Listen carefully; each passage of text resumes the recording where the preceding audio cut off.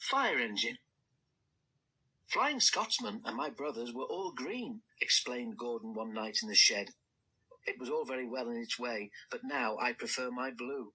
It makes me different, you see, and that's very suitable for an important engine like me. The engines in our old line used to be blue, remembered Donald, but nae sae dark as we are. Dougie and me never were, though. We had to be black, say blue makes a nice change. I like my green too, agreed Henry. I'd hate to be red like James. People would think I was a fire engine. At least people can see me coming, retorted James. I don't disappear into the background like some engines I could mention. If it wasn't for the noise, you'd need a yellow and black front like Mavis. Henry's protests were drowned in the laughter of the other engines, and he went to sleep wondering how to pay James out. Henry was still cross next morning.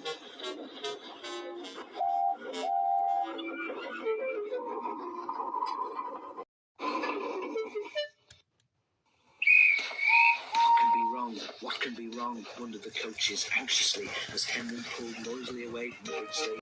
Do come along, Henry snorted impatiently.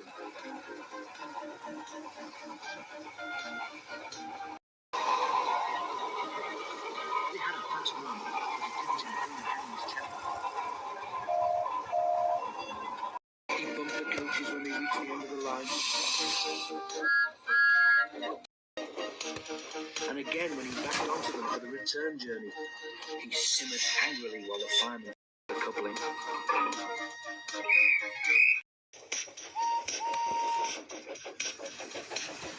No one noticed a rattle from beneath Henry's footplate as he snorted away, and soon the train was running well. Hurry, hurry, puffed Henry. Faster and faster they went.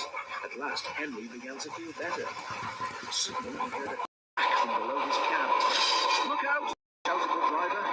Applied the brakes while the fireman stumbled forward. He was just in time.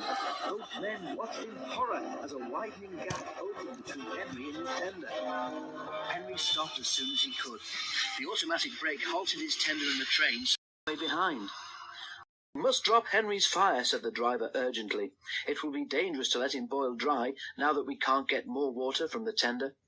The fireman agreed. Sorry, old boy, he said to Henry, just when we got it going nicely too. But if you hadn't banged about so much, you wouldn't have broken your tender coupling. While the fireman dealt with the fire, the driver went back to tell the signalman what had happened.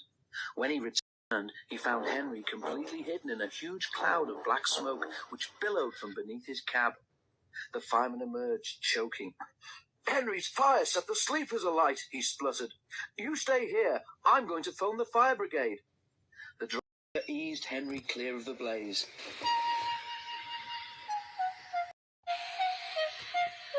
And then Edward came to take his train on. Henry felt most uncomfortable. Workmen made Henry a temporary coupling.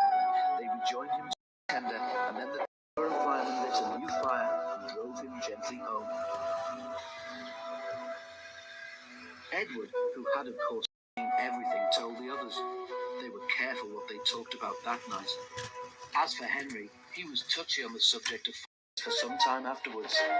But James was quick to notice that from then on, Henry stopped making rude remarks about the colour of fire engine.